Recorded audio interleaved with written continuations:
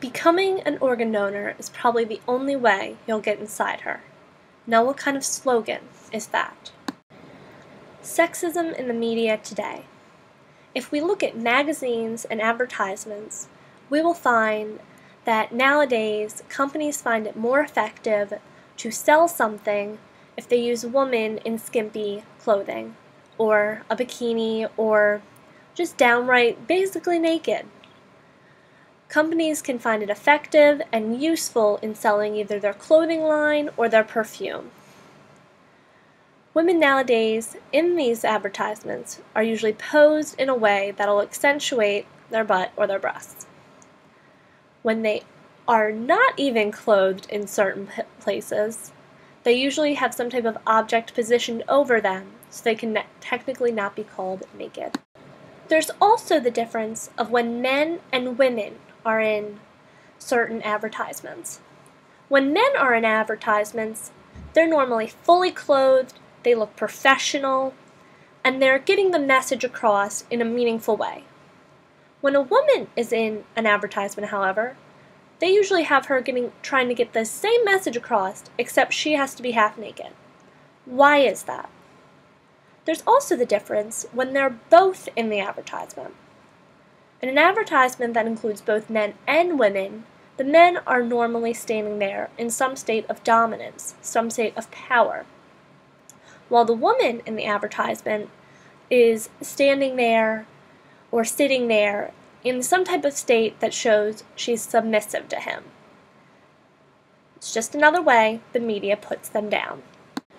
When it comes to advertisements, you will also see that companies have a specific type of person that they normally use for them.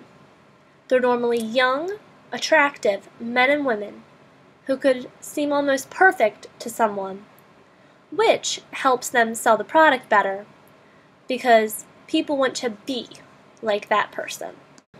Some of the companies and magazines that use this advertising include famous Sports Illustrated swimsuit edition,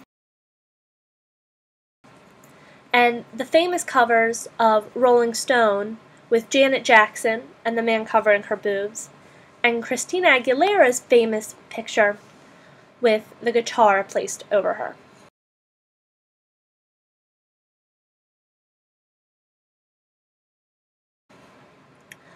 They have perfume companies that are normally famous for this, including Dolce & Gabbana and J'adore.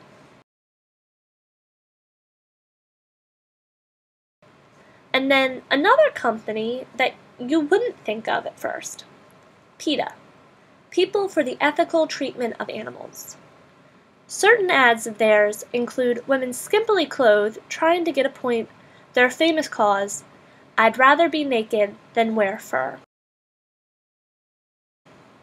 They use this for also adopting animals and turning vegetarian.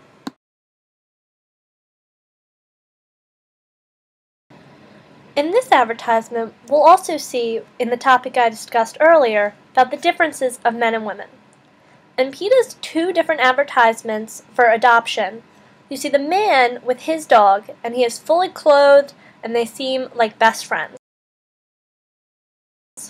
While when it comes to the women's advertisement, you see her holding her small dog on a cloud, wearing angel wings and a bikini. There are also a variety of organizations that are trying to fight against the sexism in the media. They include the National Organization for Men Against Sexism, or NOMAS. Started by John Speakes and Bob Morgan in the early 1970s, this pro-feminist, gay affirmative, and anti-racist organization fights for the equality of people in general. There's also the well-known group, the National Organization for Women, or NOW, founded by Betty Freeman, Reverend Paula Murray, and Shirley Chisholm in 1966. For almost half a century, they have been working to fight for the equality of women on a variety of social and political issues. Sexism in the media has to stop. It does not take a woman in a skimpy bikini or half naked to sell a product most people already want. There needs to be equality, with men and women in the media.